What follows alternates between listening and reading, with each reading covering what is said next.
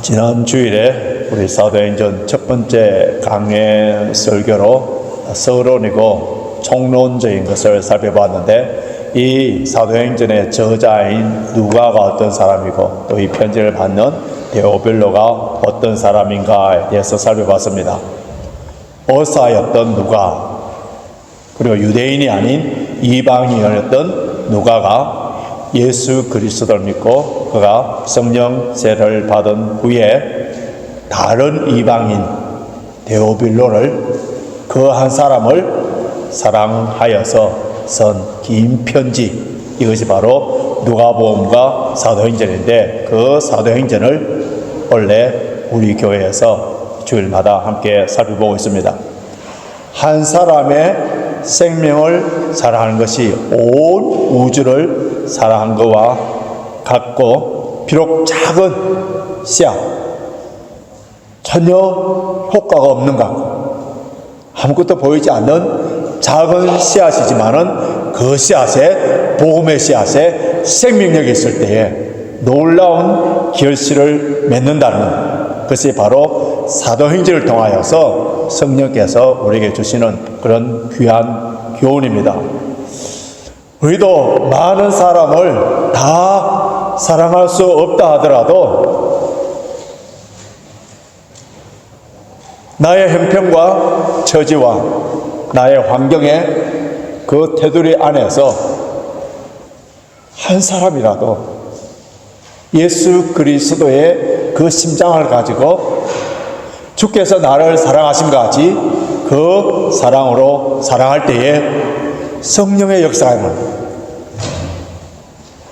성령의 역사가 일어나서, 그래서 우리는 사도행전 28장을 이은 사도행전 29장 신사도행전을 기록하는 새로운 누가가 될 수 있는 거예요. 우리 한글 성경에는 사도행전이라는 이런 타이틀을 붙여놨는데, 이 타이틀이 헬라어 성경에서 번역을 했는데, 헬라어 성경에서는 프락세이스 아포스톨론 그 말인데, 이것을 영어로 표현하면은 Acts of the Apostle 되어 있습니다. 그래서 이것을 줄여서 흔히들 Act 이렇게 표현하는데, Act, ACT에 그 동사의 명사가 뭐가 있습니까? 그래서 잘 알죠. 액션이에요. 액션. 그런데 이 사도행전을 Actions of Apostle 이렇게 쓰지 않고 액처라고 쓴 그 이유는요, 정지된 하나의 행동들이 아니라 하나님의 뜻에 순종하는 사람들에 의해서 성령으로 말미암아 계속적으로 진행되는 역사들에 대한 기록이라는 거예요. 그런 의미에서 액처 그렇게 표현했는데, 누가가 이 사도행전 기록할 때에 그가 책상에 앉아서 머리로 연구하여서 이론적으로 논문을 쓰듯이 쓴 것이 아니고, 사역의 현장에서 성령님께서 어떻게 역사하셨는지를 기록한 거예요. 그렇기 때문에 한 번의 행동, 한 사람의 행동이 아니기 때문에, 그래서 액처, 단수가 아닌 복수로 사용한 것을 볼 수가 있습니다. 하나님께서는 이런 성령의 역사들을 오늘 교회를 통하여서 계속 기록되기를 원하는 거예요. 사도행전 끝이 28장입니다. 그런데 28장을 보시면은 복음이 땅끝까지 전해진 것에 대한 기록이 아니고 로마까지 전해진 것을 통하여서 사도행전이 마치는 겁니다. 그러면은 땅끝까지 복음을 전해라는 이 주님의 말씀 때문에 사도행전은 마지막 28장이 오픈 엔딩으로 되어 있고, 이 29장을 오늘 우리 레인지파크 교회에 빈 지면을 주면서 땅끝까지 복음을 전하는 그 사명을 맡기신 거예요. 그래서 교회는 선교사들을 파송하고 선교사들을 위하여 기도해주고 재정적으로 후원함으로 말미암아 땅까지 복음을 전하는 그 사역도 감당을 해야 되지만은, 교회에 소속된 성도 한 사람 한 사람이 나에게 주어진 삶의 현장적 속에 복음을 전하는 것, 그것이 바로 전도로 땅끝까지 복음을 전하는 사명을 감당하는 것을 알 수 있습니다. 그 당시에 사도들이든 아니면 오늘날 교회든 땅끝까지 복음을 전하기 위해서 반드시 갖춰야 되는, 반드시 갖춰야 되는 필수적인 그러한 요소가 있는데요.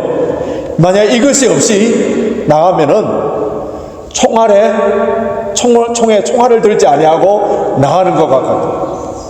뿐만 아니라 이것이 없이 나가면은 인간적인 수단 방법을 다 동원해서 열심히 새벽부터 밤늦게까지 그렇게 수고를 하여도 아무런 능력과 효과가 나타나지 않아. 그래서 실망하고 포기해버리게 되는데요. 그것이 무엇인지 오늘 본문에서 반복해서 나오고 있습니다. 다시 본문을 보십시오.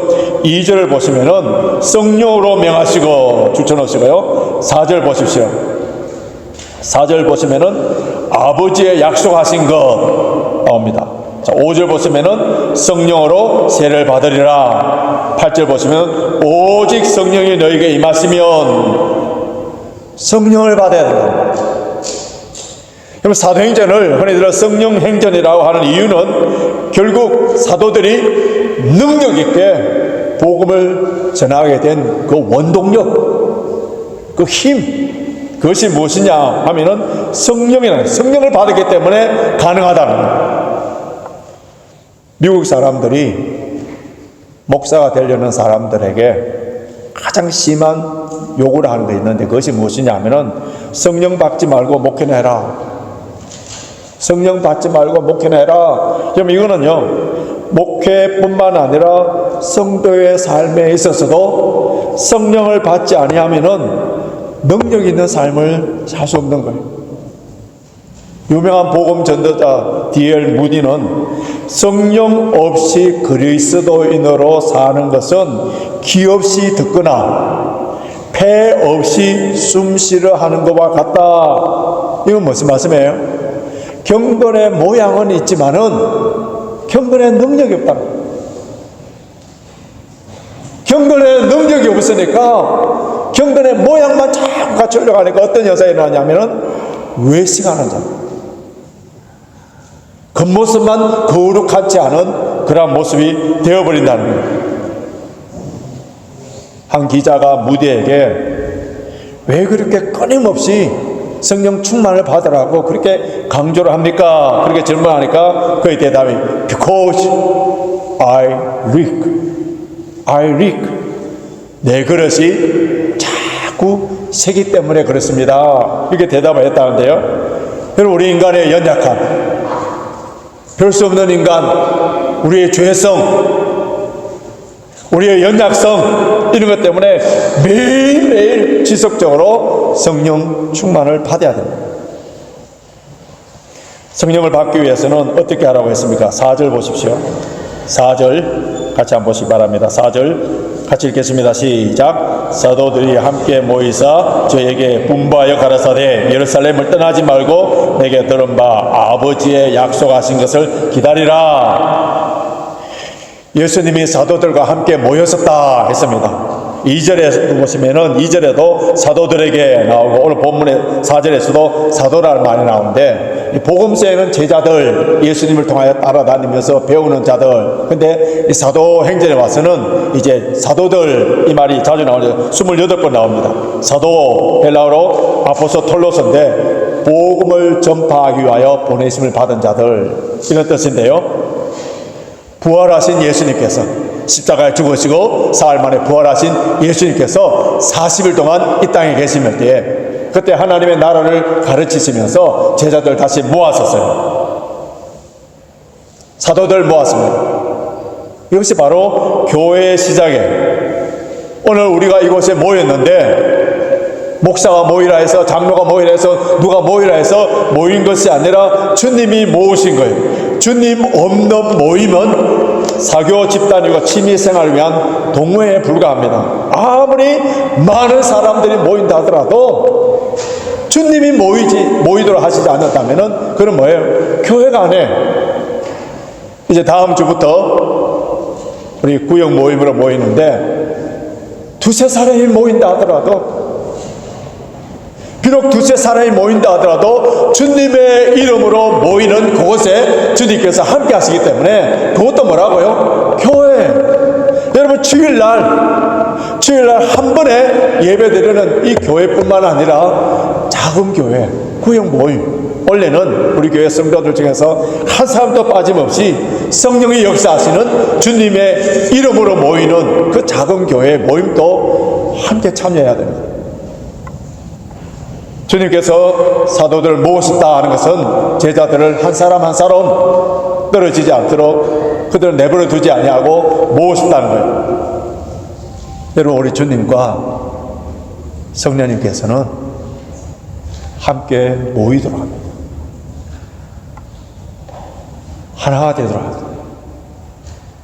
사탄, 마귀, 헬라어로 사타노스, 디아볼로스, 그 이름 자체 그 뜻이 뭔지 아세요?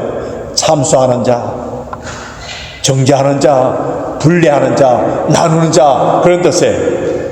나누고 깨어지는 것에는 항상 악한 영이 역사합니다. 아무리 사랑하는 부부를 하더라도 그것에 마귀가 역사해버리면 깨어지는 거예요.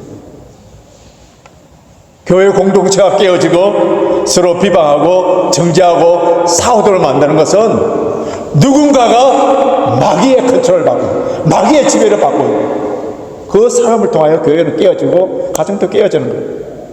시편 133편 우리가 잘 아는 구절이죠. 형제가 연합하여 동거하며 어찌 그리 선하고 아름다운고.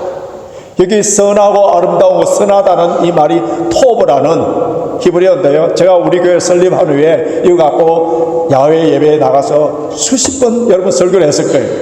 이 토브라는 단어가 또 어디 나온다고요? 천지 만물을 창조하셨을 때 하나님께서 보시기에 좋았더라 하는 말이 토브예요. 자, 천지 만물이 하나님의 말씀대로 창조되어서 그 질서와 하모니와 조화를 이루는 그 모습을 하나님께서 너무 기뻐하신 것처럼 교회 공동체, 주님의 자녀들이 성령 안에서 하나가 되어서 서로 격려해주고 위로해주는 그것이 하나님이 너무 기뻐하시고 이런 교회에 뭐를 주셨다고요? 복과 생명을 주셨습니다.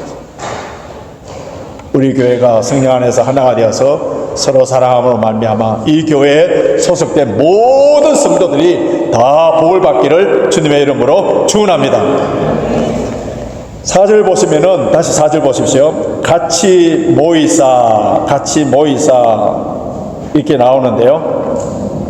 여기 같이 모인다는 말을 헬라어로 원문을 보면은 시날리 조메노스인데 이것을 NIV 영어 성경에서는 이렇게 번역했습니다. While he was eating with them. 우리 그냥 모였다 이렇게 번역을 했는데 근데 예수님께서 제자들과 함께 식사를 하셨다 이렇게 번역되어 있습니다. 여러분, 주님의 교제에는 항상 식사와 함께하는 교제예요. 식사를 같이 한다. 그것은 그만큼 친밀하다. 그만큼 신뢰의 관계. 교회 공동체 가운데에서 우리 교회 성도들이 많습니까? 얼마 안 되는 성도들끼리 해서 같이 식사하기를 끔찍한 사람. 밤을 새는 사람. 각을 세워야 되는 이런 사람이 있다는 그것은 교회 공동체가 아니라 내가 좋아서 모이는 사교단체에 불과합니다. 우리 주님께서는 교회의 머리예요. 몸된 교회는 주님의 명령에 순종해야 됩니다. 지난 주일에 제가 말씀드렸듯이 신분의 차이, 빈분의 차이, 남녀의 차이 없이 모두가 하나가 되어서 입맞춤으로 인사를 해야 되는 가족의 관계가, 서로 사랑해야 되는 관계가 교회 공동체. 4절을 다시 보시면은 4절 보십시오. 사도들과 함께 모이사 저에게 분바하여 가라사대 예루살렘을 떠나지 말고 아버지의 약속한 것을 기다리라 했는데, 부활하신 예수님께서 제자들에게 The Great Commission, 지상 명령을 주지 않았습니까? 뭐라고 했습니까?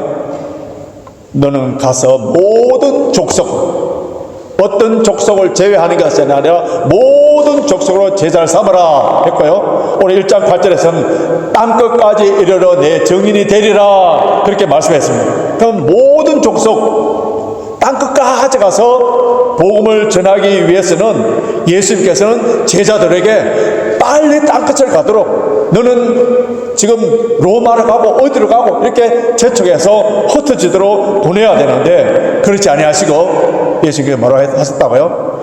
예루살렘을 떠나지 말고 기다리라. 빨리 나가는 것보다 더 중요한 것이 있다는 것, 아버지의 약속하신 것을 받을 때까지 기다리라. 여러분, 사역하기 전에 더 중요한 것, 더 우선적으로 해야 되는 것이 있다는 것, 그게 뭐라고요? 기다림. 성경에 나오는 많은 믿음의 사람들은 기다림의 훈련들을 통과한 사람들이에요. 여러분, 기다리는 동안에 우리의 신앙의 인격이 성숙하고 영성이 깊어지고 하나님 아버지의 마음을 깨닫게 됩니다. 무엇을 하느냐, to do, 무엇을, 어떤 일을 많이 하느냐, 이것보다 더 중요한 것이 뭐라고요? What kind of person, 어떤 종류의 사람이 되느냐, 좋은 나무가 되는 것, 이게 우선이에요. 근데 사실 기다림은 고통이에요. 우리 교회도 오랫동안 기도하면서 기다리고 있는 그런 기도 제목들이 있지 않습니까? 기다림은 고통이에요. 아브라함이 하나님의 약속을 받았을 때가 75세입니다. 너를 통하여서 후사가 태어나고 그 후사를 통하여 하늘 별과 같이 바다의 모래같이 많게 해주려는 약속을 받았는데 100세에 대해서 비로소 아들 낳습니다. 25년의 세월을 기다렸습니다. 모세는 40년 동안 광야에서 양치기로 기다렸습니다. 요셉은 13년 동안 종살이와 옥살이를 하였고, 다윗은 사무엘을 통하여서 왕으로 기름 부음을 받았지만은 왕이 되기까지 최소한 15년의 세월을 기다려야 합니다. 사도 바울은 부활하신 주님을 만나고 너는 이방인의 사도가 되리라 주의 명령을 받고 그랬지만은 그는 아라비아 광야에서 3년을, 그리고 다소에서 적어도 10년을, 그가 본격적으로 사역하기까지는 13년이라는 세월을 기다려야만 했습니다. 우리 한국 사람들은 너무 조급한 마음들이 있어요. 빨리빨리 신두름으로 급성장하기를 참 좋아합니다. 근데 어떤 버섯은 6시간 만에 자라서 우리 음식의 재료로 쓰임받는가 하면은, 그러나 목재가 되어서 오랫동안 건물을 지탱하는 참나무는 60년 이상 60년이라는 세월이 걸리는 거예요. 조급함에서 벗어날 수 있는 방법은 시간을 받아들이는 것인데요, 우리 성도들에게 있어서 시간을 받아들인다는 이 말은 하나님의 때를 기다리는 것, 하나님의 때를 기다리는 것, 견딜 줄 아는 그런 의미예요. 그렇기 때문에 견딜 줄 아는 기다림의 가장 좋은 훈련이 뭡니까? 기도예요. 막연하게 기다리는 것이 아니라 주님께 소망을 두고 주님의 때를 기다리는 훈련이에요. 성경에서 시간을 말할 때에는 두 종류의 헬라어 단어를 사용하고 있는데, 오늘 본문 7절 한번 보십시오. 7절 보시면 가라사대 때와 기한은, 때와 기한 이렇게 나오는데요, 이건 크로노스와 카이로스가 나옵니다. 이 카이로스는 이 크로노스는 연대기적인 시간이에요. 크로노스 연대기적인 시간, 우리가 이렇게 시계로 잴 수 있는 이 시간을 크로노스라고 하고요,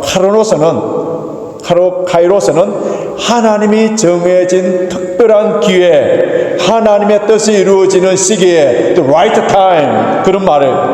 그렇기 때문에 때와 시기, 또 크로노스, 카이로스 다 누가 주관하고 있다고요?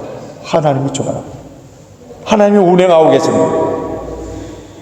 그래서 하나님의 때를 기다리는 그 훈련을 해야 되는데, 이건 뭐라고요? 기도라는 거예요.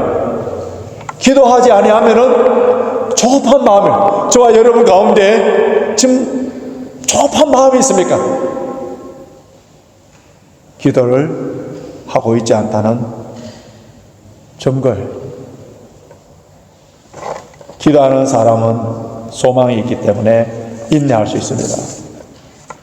부활하신 주님께서 제자들에게 나타나서 40일 동안 하나님 나라에 대해서 말씀하시고, 예루살렘을 떠나지 말고 아버지의 약속한 것을 기다리라 말씀하셨는데, 그 약속한 바가 뭡니까? 아버지께서 약속한 바가 뭡니까? 성령 세례를 받으라. 유아는 물로 세례를 주지만은 나는 너에게 면달에 못해서 성령으로 세례를 받으리라. 그 약속을 하셨을 거예요. 그렇기 때문에 이 약속을 기다리라는 거예요. 성령 세례에 대해서 정말 많은 해석들이 있습니다. 이 부분에 대해서는 사도행전을 강의해 나가면서 계속 살펴보겠습니다만은, 성령을 받으니까 사도들이 주님의 증인이 되었다는 것을 강조하고 있는 것이 사도행전이에요. 주님의 증인이 됨으로 말미암아 그들이 호화호성을 누리고 그들이 부자가 되고 그들이 육체적으로 건강하고 장수했더라, 그것을 기록한 것이 아니고요, 성령을 받아서 주의 증인이 되니까 어떻다고요? 그들이 핍박을 당하고 돌에 맞아 죽고 칼에 목 베어 죽는 순교자들이 되었더라. 8절 보시면은, 다음 주에 더 디테일하게 보겠습니다만은, 내 증인이 되리라. 증인이라는 이 말을 헬라어로 보면요, 마르투스인데 순교자는 말 같은 말이에요. 여러분, 성령을 받지 아니하면은 하나님 나라에 대해서도 오해를 합니다. 이 땅의 축복만 추구하고 이기적인 삶을 살고 이 땅에 편한 삶을 사는 것이 마치 축복이라고 생각하고 자신의 육체의 정욕을 따라 살다가 그 인생이 허무하게 끝나게 되지만은, 그러나 성령을 받게 되면은 삶의 목적이 분명해지는 거예요. 하루를 살아도 복음을 전하는 자, 그 사명을 위하여서 목숨을 바치는 자가 된다는 거예요. 그런데 복음을 전함으로 말미암아 내가 죽고 선교하려고는 하지 아니하고 큰 능력을 받아서 종교적인 엘리트가 되고 종교적인 슈퍼스타가 되고자 하는 이런 사람들이 있는데, 이런 사람들의 마음속에 마귀가 들어가서 그들도 병을 고치고 큰 능력을 행하고 있기 때문에 말세 때에는 이런 것에 속지 아니하도록 영적 분별력을 갖고 깨어있어요. 말세 때는 여기가 그리스도가 나타났다, 저기 그리스도가 나타났다 하면서 수많은 기적들이 이렇게 영적인 종교적인 슈퍼스타들이 곳곳에 나타날 거예요. 이런 데 속지 말라는 거예요. 성령이 오시면은 어떤 일을 하시는지 우리 예수님께서 직접 말씀하시는 것이 요한복음이에요. 저 요한복음 말씀 한번 봅시다. 요한복음 14장 26절 보십시오. 요한복음 14장 26절 같이 있습니다. 시작. 보혜사 곧 아버지께서 내 이름으로 보내실 성령, 그가 너에게 모든 것을 가르치시고 내가 너에게 말한 모든 것을 생각나게 하리라. 성령을 다른 이름으로 보혜사인데 파라클레토스인데요, 옆에서 가르쳐주는, 변호해주는 그런 의미예요. 여러분, 성령님의 가장 중요한 사역이 뭐라고요? 성령님을 통하여서 하나님의 말씀을 깨닫도록 해준다는 거예요. 성령님을 통하여서 예수님께서 가르쳐주신 그 말씀을 생각나도록 해준다는 거예요. 내 생각, 내 마음, 내 지식으로는 하나님의 말씀 하나도 기억나지 않는데 성령님이 역사하니까 나의 삶의 현장터 속에 그 말씀이 떠올라서 그 말씀을 적용하는 사람이 되더라는 거예요. 뿐만 아니라 요한복음 15장 26절을 보시기 바랍니다. 요한복음 15장 26절 같이 읽습니다. 시작. 내가 아버지께로서 너에게 보낼 보혜사 곧 아버지께로서 나오시는 진리의 영이 오실 때에 그가 나를 증거하실 것이요. 성령님은요, 예수님이 우리 구세주이심을 알게 해주시고 예수님을 전하는 삶을 살도록 능력을 주신다. 그렇기 때문에 성령이 충만한 사람은 자신이 신비한 능력이 있는 사람으로 드러내고 자랑하고 과시하는 것이 아니라 복음을 전하는 자의 삶, 복음을 전하는 자의 삶, 예수를 증거하는 자의 삶으로 된다. 고린도전서 2장 12절 보십시오. 고린도전서 2장 12절 같이 있습니다. 시작. 우리가 세상의 영을 받지 아니하고 오직 하나님께로 온 영을 받았으니 이는 우리로 하여금 하나님께서 우리에게 은혜로 주신 것들을 알게 하려 하심이라. 성령이 역사하시면은 세상의 영을 받지 아니하고 성령을 받았을 때 나타나는 현상이 뭐라고요? 하나님께서 우리에게 은혜로 주신 것을 알게 해주신다. 하나님께서 우리에게 은혜로 주신 건 뭐예요? 성령이 역사하실 때만이 하나님께서 우리에게 은혜로 주신 것을 알게 해주신다 했는데, 하나님께서 우리에게 은혜로 주신 건 뭡니까? 우리를 구원하여 주신 것, 하나님의 자녀로 삼아 주신 것, 영원한 천국 백성 되는 것, 오늘 또 숨쉬며 영국에서 살며 주일날 이렇게 예배를 드릴 수 있는 것, 당연한 것이 아니라 뭐라고요? 하나님의 은혜였어. 하나님의 은혜였어. 그것을 깨닫도록 해주시는 분이 성령님이라는 거예요. 그래서 성령 충만한 사람들에게 나타나는 자연적인 현상이 뭐냐 하면은 감사예요. 감사. 범사에 감사하는 거예요. 나에게 이미 보화가 있는 거예요. 우리 조금 전에 불렀던 은금보다 더 귀한 거, 그게 뭐예요? 예수 그리스도와 예수 그리스도 나와 함께 하시는 거예요. 여러분, 이것이 가장 큰 기쁨이에요. 이거보다 더 큰 복이 없던데, 이미 이것을 받았는데 이것을 보지 못하고 있다. 이것이 얼마나 큰 복이고 얼마나 큰 기쁨이고, 이것을 보지 못하고 깨닫지 못하고 있다가 성령께서 영안을 열어주시면은 아버지께서 주신 그 은혜를 깨닫게 되어서, 그래서 어떻게 한다고요? 하나님을 찬양하고 기뻐하고 감사하는 거예요. 그래서 성령이 충만한 사람들에게는 시와 찬미와 신령한 노래와 감사가 넘쳐나는 거예요. 우리가 예수님이 나의 죄로 말미암아 십자가에 돌아가셨고, 그리고 나의 의를 위하여서 예수님께서 부활하셨고, 예수님을 나의 구세주로, 주님으로, 나의 왕으로 믿고 고백하고 하나님을 아바아버지라고 이렇게 부르며 기도하는 사람들에게는 이미 성령세를 받은 사람, 여러분, 성령의 능력이 아니고서야서는 이렇게 고백할 수도 없고 믿을 수도 없고 하나님을 아버지라고 절대로 부르지 못합니다. 그런데 내 안에 성령님이 떠나지 아니하시고 항상 함께해 주시는데, 왜 나의 삶에는 감사가 없고 항상 불평불만이고 모든 것이 짜증스럽고 또 수시로 거짓말하고 죄를 범하고 차지도 않고 덥지도 않고 미지근한 신앙의 매너리즘에 빠져서 그냥 형식적으로 신앙생활하는 그 원인이 무엇인지 아세요? 성령 충만하지 않기 때문에 그런 거예요. 성령 충만하다는 것은 나의 생각과 마음과 말과 모든 것이 성령께서 주관하는 상태를 말하는데요, 성령 충만한 사람들에게는 성령의 열매들이 맺어집니다. 여러분, 성령의 9가지 열매를 생각해 보십시오. 사랑하는 마음이 생기는 거예요. 교회를 사랑하는 마음, 원수까지도 사랑하는 마음, 희락, 뭐 많이 가졌고 많은 자기 소원이 이루어진 것이 아니라 성령이 주시는 기쁨, 기뻐요. 그냥 화평, 서로 하나가 되도록 만들고 함께 만들고 오래 참음, 자비, 불쌍히 여기는 마음, 선한 양심, 충성, 온유, 모든 것들에 대해서 절제 하고 싶은 말이 있다 하더라도 교회에 득이 되지 아니하고 다른 성도들에게 득이 되지 않는다면 절제할 수 있는 그런 마음들. 그래서 예수님의 성품을 닮아서 나의 말과 행동을 통하여서 예수 그리스도를 증거하는 삶을 사고 있다면 누가 뭐라 하더라도 그 사람은 성령 충만한 사람이에요. 성령의 기름 부으심이 있는 사람이에요.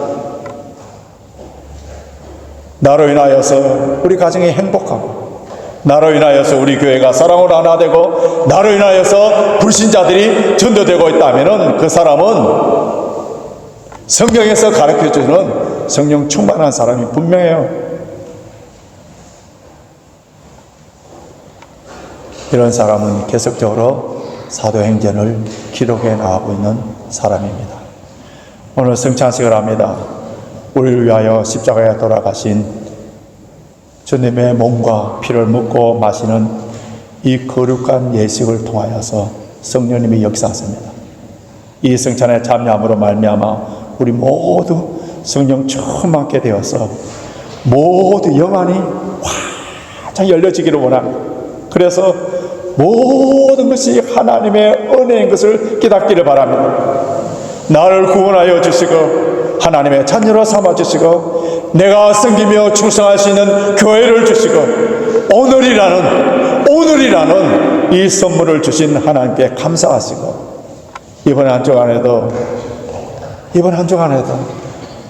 예수 그리스도를 전하는 정인된 삶, 예수 그리스도를 전하는 정인된 삶, 성령 충만한 삶으로 승리하시는 저와 여러분이 되시길 주님의 이름으로 축원합니다.